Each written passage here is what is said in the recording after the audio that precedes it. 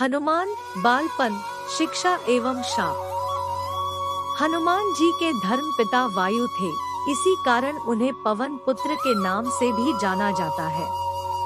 बचपन से ही दिव्य होने के साथ साथ उनके अंदर असीमित शक्तियों का भंडार था।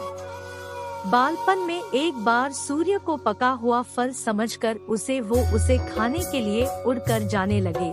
उसी समय इंद्र ने उन्हें रोकने के प्रयास में वज्र से प्रहार कर दिया।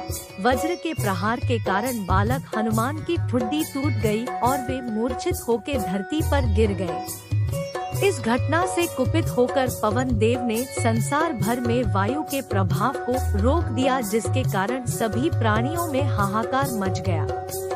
वायु देव को शांत करने के लिए अंततः इंद्र ने अपने द्वारा किए गए वज्र के प्रभाव को वापस ले लिया।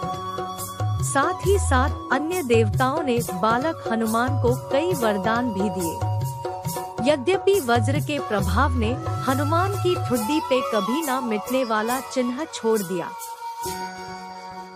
तदुपरांत जब हनुमान को सूर्य के महाज्ञानी होने का पता चला तो उन्होंने अपने शरीर को बड़ा करके सूर्य की कक्षा में रख दिया और सूर्य से विनती की कि वो उन्हें अपना शिष्य स्वीकार करे। मगर सूर्य ने उनका अनुरोध ये कहकर अस्वीकार कर दिया कि चूंकि वो अपने कर्म स्वरूप सदैव अपने रथ पे भ्रमण करते रहते हैं, अतः हनुमान प्रभावपूर्ण तरीके से शिक्षा ग्रहण नहीं कर पाएंगे।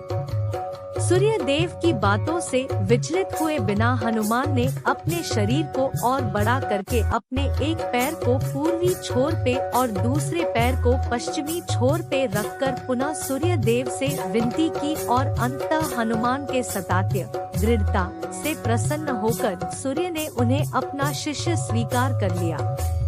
तदोपरांत हनुमान ने सूर्य देव के साथ निरंतर भ्रमण करके अपनी शिक्षा ग्रहण की।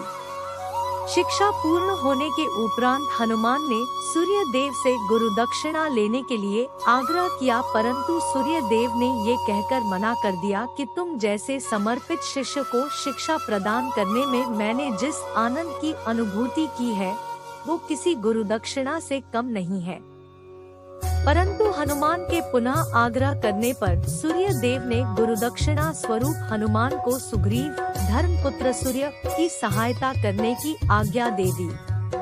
हनुमान के इच्छानुसार सूर्य देव का हनुमान को शिक्षा देना सूर्य देव के अनंत, अनादि, नित्य, अविनाशी और कर्मसाक्षी होने का वर्णन करता है।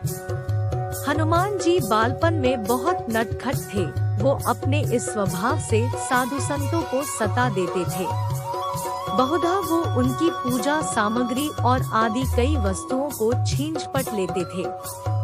उनके इस नटखट स्वभाव से रुष्ट होकर साधुओं ने उन्हें अपनी शक्तियों को भूल जाने का एक लघु शाप दे दिया। इस शाप के प्रभाव से हनुमान अपनी सब शक्तियों को अस्थायी रूप से भूल जाते थे और पुनः किसी अन्य के स्मरण कराने पर ही उन्हें अपनी असीमित शक्तियों का स्मरण होता था। ऐसा माना जाता है कि अगर हनुमान शाप रहित होते तो रामायण में राम रावण युद्ध का स्वरूप पृथक, भिन्न, न्यारा ही होता। कदाचित वो स्वयं ही रावण सहित संपूर्ण लंका को समाप्त कर देते।